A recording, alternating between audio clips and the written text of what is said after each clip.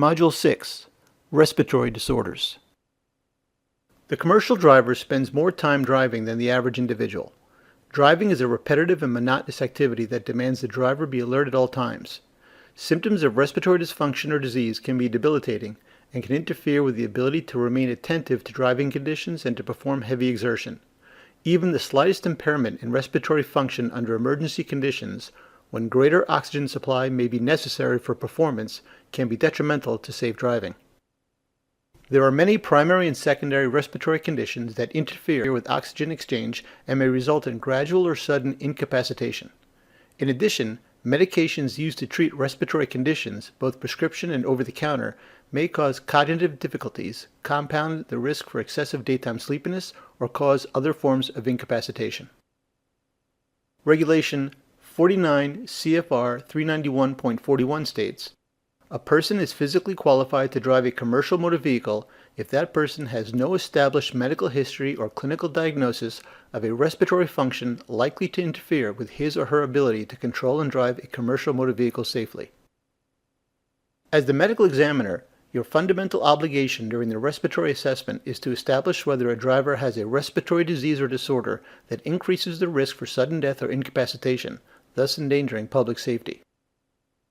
During the physical examination, you should ask the same questions you would for any individual who is being assessed for respiratory diseases or disorders. The FMCSA Medical Examination Report Form includes health history questions and physical examination checklists. Additional questions about symptoms of respiratory disease should be asked to supplement information requested on the form. Per regulations, you must review and discuss with the driver any yes or not sure answers. Does the driver have shortness of breath, lung disease, emphysema or asthma, chronic bronchitis, a sleep disorder, pauses in breathing while asleep, daytime sleepiness, loud snoring? In addition, inquire about smoking history, use of respiratory agents, oxygen therapy, and daytime sleepiness. Per regulations, on examination, you must evaluate if the driver has impaired respiratory function, cyanosis, abnormal chest wall expansion, abnormal respiratory rate, abnormal breath sounds including wheezes or alveolar rales, abnormal findings that may require further assessment. Certification may need to be postponed until additional information is obtained. If the examiner is uncertain about the severity of the condition or prognosis, if examination findings require longer-term follow-up and monitoring to ensure that the disease is stabilized and that the treatment is effective and well tolerated. The medical examiner can obtain additional information when the examination indicates possible respiratory dysfunction that could interfere with the ability of the driver to safely operate a commercial motor vehicle. For example, a chest X-ray, spirometry, arterial blood gas, or a sleep study. As emphasized in the last module, when requesting additional evaluation from a specialist, the specialist must understand the role and function of a driver. Therefore, it is helpful if you include a copy of the description of the driver's role found in the medical examination report form and a copy of the applicable medical standard and guidelines with the request. You must document discussion with the driver about any affirmative respiratory history, including, if available, onset date and diagnosis, medications, their dose and frequency, any current limitations, any potential negative effects of medication use, including over-the-counter medications while driving, any abnormal findings, including the effect on the driver's ability to operate a commercial motor vehicle safely, necessary steps to correct the condition as soon as possible, particularly if the untreated condition could result in more serious illness that might affect driving, any additional respiratory tests and evaluation. Pulmonary function tests. Physiological impairment is potentially present in many lung disorders. The FMCSA describes the use of 3 tests in the context of the DOT exam to assess pulmonary function. Pulmonary function tests, of which spirometry is the most commonly employed, arterial blood gas, and pulse oximetry. The NRCME certification exam will occasionally ask questions about pulmonary function tests and the results that allow certification or warrant disqualification. Spirometry. Per the FMCSA, indications for obtaining pulmonary function testing include a history of any specific lung disease, symptoms of shortness of breath, cough, chest tightness, or wheezing. Spirometry measures lung function, specifically the volume and flow of air that can be inhaled and exhaled. Measurements include the forced expiratory volume in the first second of expiration, FEV1, the forced vital capacity, and the FEV1-FVC ratio. Screening pulse oximetry or arterial blood gas analysis are indicated when the lung condition causes airway obstruction and pulmonary function test results are FEV1 less than 65% of the predicted value, and FEV1-FVC ratio less than 65%. Restrictive impairment is present and the FVC is less than 60%. If pulse oximetry is less than 92%, the driver should have an arterial blood gas. Do not certify the driver if arterial blood gas measurements reveal a partial pressure of arterial oxygen less than 65 millimeters of mercury at altitudes below 5,000 feet, 60 millimeters of mercury at altitudes above 5,000 feet, partial pressure of arterial carbon dioxide greater than 45 millimeters of mercury at any altitude. Specific FMCSA advisory criteria and guidance. Antihistamine therapy. Both prescription and over-the-counter antihistamines are used to treat respiratory tract congestion. First-generation antihistamines have sedating side effects that may occur without the driver being aware. Many first-generation antihistamines are available without a prescription. Second-generation antihistamines have less incidence of sedating side effects, and most do not interfere with driving. Common examples of first-generation antihistamines include diphenhydramine, known as Benadryl, and chlorpheniramine. Common examples of second-generation antihistamines include loratadine, that is Claritin, and cetirizine, that is Zyrtec. The driver should abstain from taking a first-generation antihistamine for 12 hours prior to operating a commercial motor vehicle. Asthma. Asthma is a common disease. Individuals with asthma generally exhibit reversible airway obstruction that can be treated effectively with pharmaceutical agents such as bronchodilators and corticosteroids. However, asthma ranges in severity from essentially asymptomatic to potentially fatal. In some drivers, complications of asthma or side effects of therapy may interfere with safe driving. As the examiner, you are responsible on a case-by-case basis for ensuring that the driver is medically fit for duty. Do not certify the driver if the driver exhibits either continual uncontrolled symptomatic asthma, significant impairment of pulmonary function, that is, a forced expiratory volume in the first second of expiration, FEV1 less than 65%, and significant hypoxemia, a partial pressure of arterial oxygen less than 65 millimeters of mercury. The maximum certification period for a driver with asthma is 2 years. When determining the certification period, consider the driver's recent history of stability of the disease and whether there has been any recent progression of symptoms or severity. Chronic obstructive pulmonary disease. COPD is characterized by chronic reduction of maximal expiratory flow. Most drivers with COPD have a combination of chronic bronchitis and emphysema. Emphysema is defined by abnormal and permanent enlargement of the air spaces that are distal to the terminal bronchioles. This is accompanied by destruction of the airspace walls. Chronic bronchitis is defined by chronic productive cough for 3 months a year for 2 consecutive years. Other causes of chronic cough must be excluded. The driver may have a substantial reduction in lung function prior to developing dyspnea on exertion. COPD has an insidious onset. As mentioned, the driver may have substantial reduction in lung function prior to developing dyspnea on exertion. The cardinal symptoms are chronic cough, sputum production, dyspnea on exertion. As the disease progresses, these symptoms can become incapacitating. In the majority of cases, of course, cigarette smoking is a primary etiologic factor.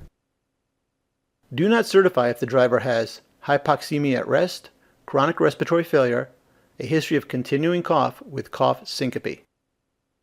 Obvious difficulty breathing in a resting position is an indicator for additional pulmonary function tests. If the FEV1 is less than 65% of that predicted, arterial blood gas measurements should be evaluated. Pneumothorax refers to air in the pleural space which may follow trauma to the chest or may occur spontaneously. Although the NRCME certification exam typically does not include questions related to FMCSA guidance regarding pneumothorax, we include the topic for completeness sake, so that if you see a driver with a history of pneumothorax, you will be familiar with how to approach the certification. When considering certification of the driver, ensure complete recovery via chest x-rays. A driver with a history of a pneumothorax can be certified if the driver is asymptomatic without chest pain or shortness of breath, has no disqualifying underlying disease, has confirmed resolution of the single spontaneous pneumothorax, has had successful pleurodesis if indicated and meets acceptable pulmonary parameters. Do not certify if the driver has a history of 2 or more spontaneous pneumothoraces on one side if no successful procedure has been done to prevent recurrence, hypoxemia at rest, chronic respiratory failure, a history of continuing cough with cough syncope. Pulmonary hypertension refers to elevated pressure in the pulmonary artery, which is the artery leading from the heart to the lungs. Pulmonary hypertension can cause poor functioning of the heart, which may result in shortness of breath with exertion, fatigue, chest pain, swelling of the legs or abdomen, and dizziness or fainting. Before certifying a driver with a diagnosis of pulmonary hypertension, the medical examiner should confirm that the driver's treatment is adequate and the condition is safe and stable to drive a commercial motor vehicle safely. Medical examiners should not certify a driver that has dyspnea at rest, dizziness, hypotension, or a PaO2 less than 65 millimeters of mercury. The medical examiner can issue a certificate for up to 1 year. Obstructive sleep apnea. Obstructive sleep apnea is a respiratory disorder characterized by episodes of nocturnal apnea or hypopnea, with brief episodes of waking, snoring, and resultant excessive daytime somnolence. Given this, obstructive sleep apnea may result in unpredictable and sudden incapacitation, for example, falling asleep at the wheel, thus contributing to the potential for crashes, injuries, and fatalities. Obstructive sleep apnea can also lead to mood swings and difficulty controlling inappropriate feelings. Moreover, someone without enough restorative sleep is often unaware of impairment to a range of cognitive abilities such as vigilance, reaction time, attention span, memory, learning, problem solving, decision making, and multitasking. The use of alcohol or sedatives, shift work, and sleep deprivation can further exacerbate the degree of impairment from OSA. Drivers with sleep apnea also tend to underreport or underestimate their level of daytime sleepiness. Drivers with sleep disorders have as much as a 7-fold increased risk of accidents. Adequate treatment can decrease the risk to those with the condition. The primary safety goal regarding obstructive sleep apnea is to identify drivers with moderate to severe OSA to ensure these drivers are managing their condition to reduce, to the greatest extent practical, the risk of drowsy driving. Treatment options range from weight loss to dental appliances to continuous positive airway pressure therapy or combinations of these treatments. CPAP is considered the preferred treatment. The subject of obstructive sleep apnea in the context of DOT examinations is fraught with controversy and confusion because the FMCSA has no specific requirements in place that mandate a commercial truck driver to complete a sleep apnea test during a DOT physical. However, the regulatory pulmonary standard quoted at the start of this module tasks the examiner with ensuring that the driver does not have a respiratory condition that is likely to interfere with the ability to safely operate a commercial motor vehicle. The examiner then has the discretion to determine whether testing for a respiratory disorder like sleep apnea is necessary for a driver to be medically certified to operate a commercial motor vehicle. If a driver is at risk of having moderate or severe sleep apnea, the examiner should refer the driver for polysomnography, commonly termed a sleep study. During the DOT physical exam, the medical examiner assesses for risk factors for obstructive sleep apnea to identify those drivers who should be referred for a sleep study. The Medical Review Board of the FMCSA recommended that individuals with a BMI of at least 40 should be referred for a sleep study. For individuals with a BMI of 33 or greater, but less than 40, the driver should be referred for a sleep study if there are at least 3 of the following risk factors: hypertension, type 2 diabetes, a history of stroke, coronary artery disease, or arrhythmias, a receding chin, loud snoring, a small airway, large neck size, untreated hypothyroidism, age of at least 42 years, and male gender or postmenopausal female. Treatment options for OSA vary by the severity of the disorder. For mild cases, treatment could range from weight loss recommendations to over-the-counter remedies such as nasal strips. For moderate or severe cases, the most commonly prescribed treatment option is continuous positive airway pressure. To be certified, a driver with diagnosed moderate to severe OSA must demonstrate use of CPAP at least 4 hours per night for a minimum of 70% of nights.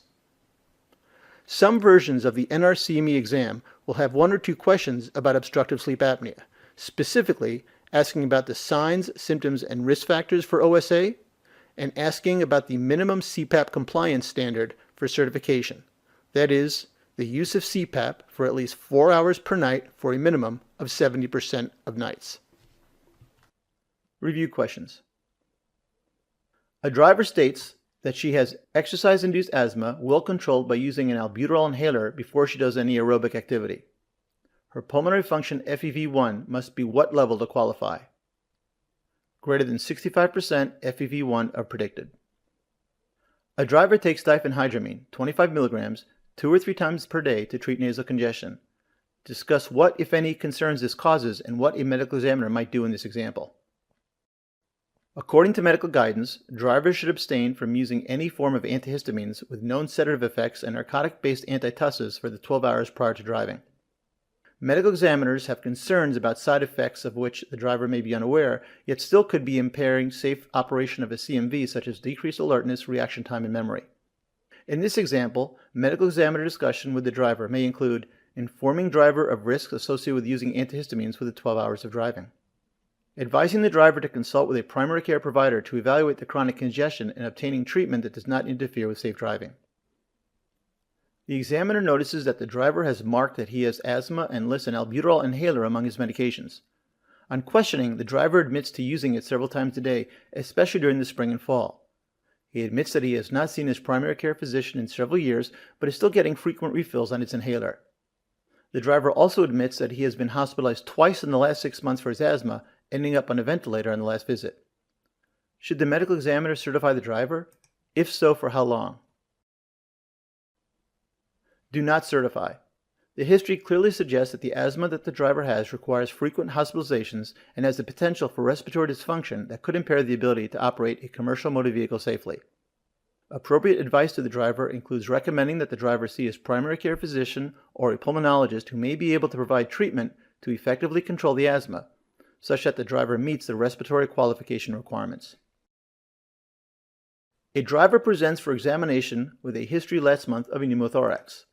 The records provided by the driver indicate that the pneumothorax reduced the driver's FVC to 58% of predicted forced vital capacity.